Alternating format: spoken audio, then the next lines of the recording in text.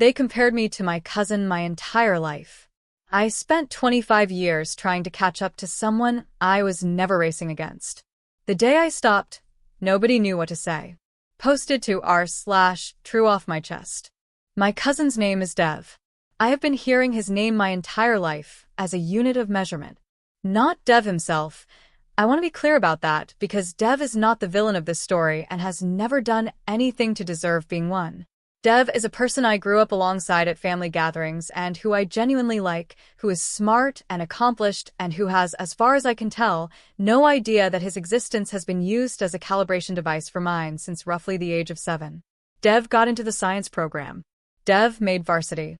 Dev got a scholarship. Dev is studying medicine. Dev bought a house at 28. Dev's wedding was beautiful. Dev and Priya are expecting.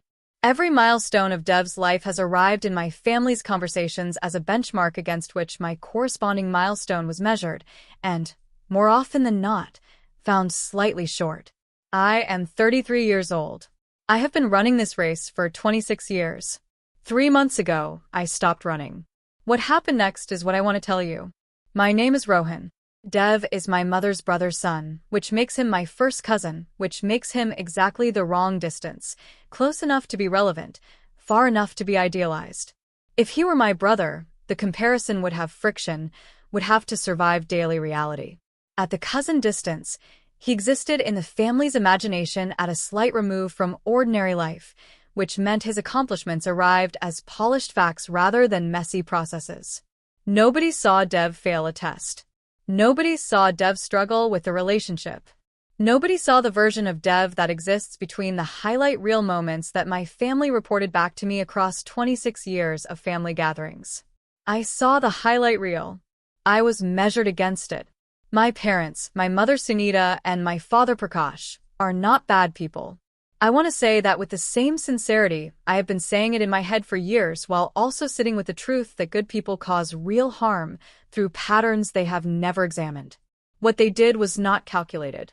It was the ambient, automatic thing that happens in families where comparison is the language of aspiration, where holding up another person's success is understood as a form of encouragement rather than a form of pressure, where the person saying look at what Dev has done genuinely believes they are giving their child a gift and has never stopped to ask whether the child is receiving it as a gift. The comparison started gently. Dev reads a chapter book a week. Did you know Dev is already doing multiplication? Dev got the highest score in his class. These were the early versions, said with the lightness of people sharing interesting information rather than issuing verdicts. I was 7. I received them the way 7-year-olds receive things, completely, without filters, as information about what I was supposed to be. By the time I was 12, the comparisons had developed a sharper edge, though still dressed in the language of encouragement. Your uncle says Dev is already thinking about medicine. Have you thought about what direction you want to go? Dev studies 3 hours every night, Rohan. 3 hours. His parents say it's why his marks are what they are. There was always an implicit or sometimes explicit what are you doing underneath the look what Dev is doing. By the time I was 17 and applications were happening, Dev was already in university and already excelling and already being reported on at every family dinner, as though his progress were a nature documentary that my parents could not stop watching. I applied to programs. I got into good ones. When I told my parents, my father said, and I remember the exact phrasing, that's good, Dev got into the engineering program at Waterloo, but these are good schools too. I was 17. I had gotten into good schools. The sentence ended with, but. I want to tell you what the comparison did to me specifically because I think the specificity is more honest than the general statement that it was damaging. It installed a permanent auditor in my head. Not my parents' voices exactly. Something worse, which is a voice that sounds like my own, that speaks in first person, that narrates every achievement and every shortfall against a running internal benchmark. When I graduated university, the auditor said, Dev graduated a semester early. When I got my first real job, the auditor said, Dev is already a resident. When I bought my apartment at 30, the auditor said, Dev bought a house with a yard. When I was 32 and still not in a serious relationship, the auditor said, Dev's wedding was beautiful. I want to be clear, my parents had not mentioned Dev in every one of these moments. They had mentioned him enough times across 26 years that his presence in my internal accounting system was self-sustaining. I had absorbed the benchmark so completely that I no longer needed external maintenance. I was running the comparison on myself, at full volume, continuously, without anyone having to say a word. That is what 26 years of a comparison does. It becomes your own voice. You carry it so long it starts to sound like yours. The thing that changed happened in January, in therapy, in the middle of a session that had been about something else entirely. My therapist is Dr. Anika Sharma. She is precise and unhurried, and she has a quality I find both uncomfortable and useful, which is that she does not let you stay in the version of the story you arrived with if the version of the story you arrived with is not the real one. I had been talking about work, a promotion I had not gotten, someone else had been chosen. I was processing the disappointment. She asked what the disappointment felt like. I said it felt like falling behind. She asked behind what? I said behind where I was supposed to be. She asked who decided where I was supposed to be. I opened my mouth. I closed it. She said, "Take your time." I said, "My family." And Dev. "My cousin. They've always compared me to him. My whole life." She said, "Tell me about him." I told her. The whole architecture of it, the milestone reports, the sharpening edge, the but in my father's sentence at 17, the auditor. I had never described it in full sequence before. Saying it out loud in that order made visible something I had been living inside, without ever seeing from the outside. She said, "How often do you think about Dev when you're assessing yourself?" I said, "All the time. Daily." She said, "Does he know that?" I said, "No. Dev has nothing to do with it. He's just living his life." She said, "So the race has one runner." I sat with that. The race has one runner. Dev was not competing with me. Dev had never been competing with me. Dev was just a person moving through his life in the way people move through their lives, and my family had picked him up and used him as a measuring stick, and I had internalized the measuring stick so thoroughly that I was now using it on myself in his complete absence. The race had one runner, and I was losing it by running it at all because the finish line kept moving and the track had been designed by people who had never thought to ask whether it was a track I wanted to be on.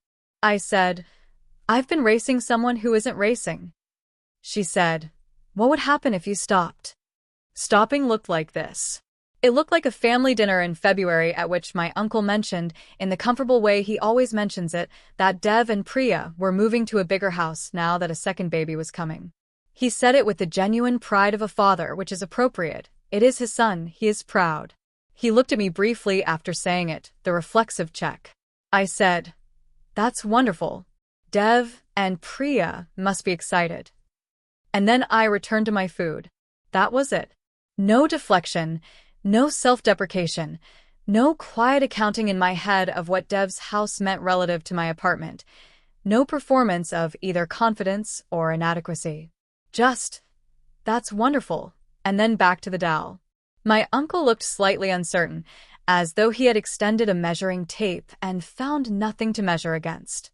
My mother said, a few minutes later, with the careful brightness of someone pivoting, "Rohan, tell your uncle about the project you're leading."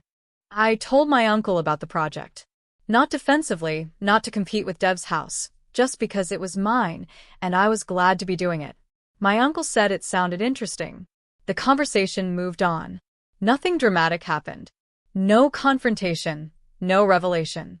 Just a small and total absence of something that had always been present, and the table not knowing quite what to do with the absence. The stopping required maintenance.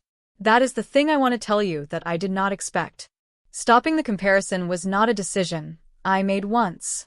It was a decision I made again at the next family gathering, and the one after that, and in the quieter moments alone when the auditor started up and I had to recognize it as a borrowed voice rather than my own.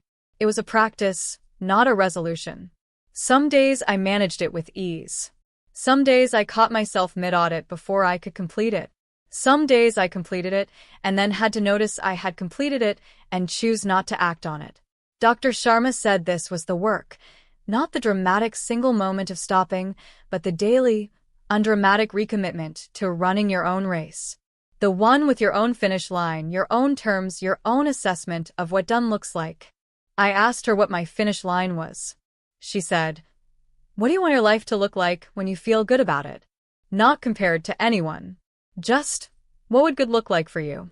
I had not been asked that question before. Not seriously, not in a way that waited for the real answer.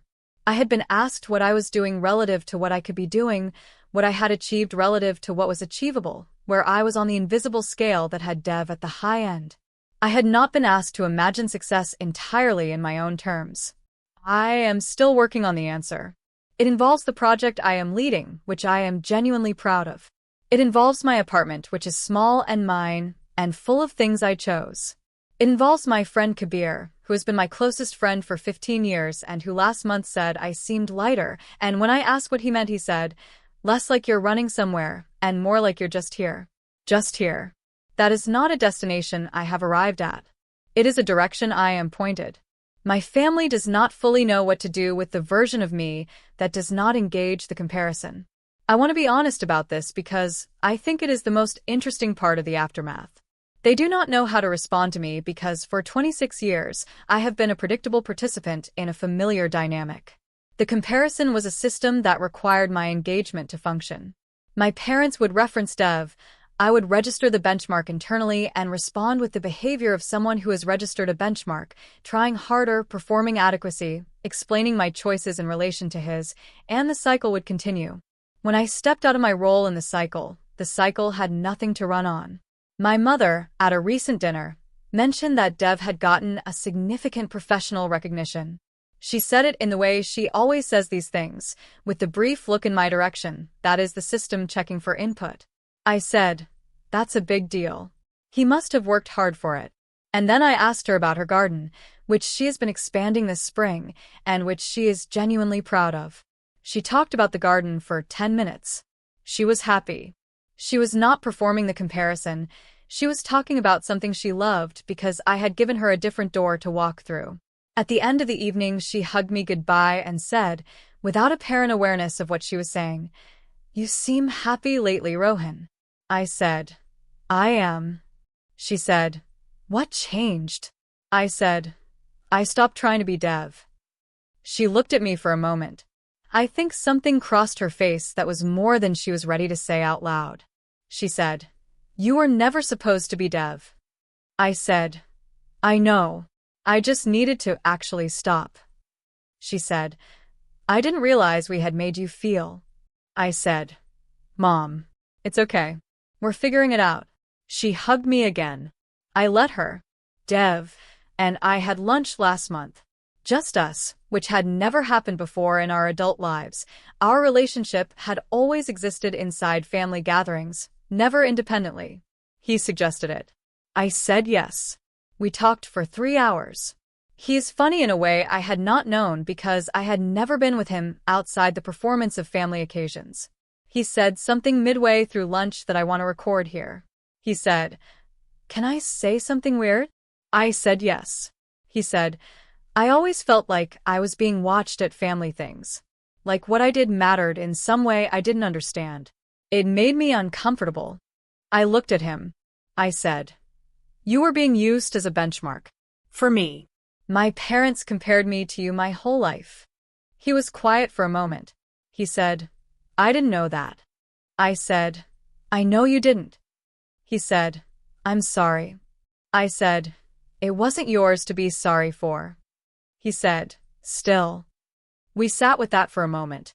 He said, "For what it's worth, I always thought you were doing fine. More than fine. You seemed like someone who knew who they were." I said, "I was performing knowing who I was." He said, "Yeah, me too, honestly." We laughed. It was the first time Dev and I had ever laughed together about something real.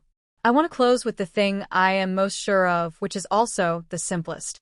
The comparison was never about Dev. It was never even really about me. It was about my parents' hope, which is the most human thing in the world. The hope that their child would have more, do more, be more than felt safe to hope for directly. The comparison was the shape that hope took in a family where hope and pressure had never been successfully separated. I do not carry anger about it anymore. I carry the understanding of it, which is heavier in some ways and lighter in others. What I do not carry anymore is the auditor, the voice that measured, the race with one runner that I was always losing by running at all. I am 33. I have a project I am proud of, an apartment that is mine, a friend who says I seem lighter, a cousin I am just beginning to know outside the framework that was built around us. I am not Dev. I was never supposed to be. I am finally just here.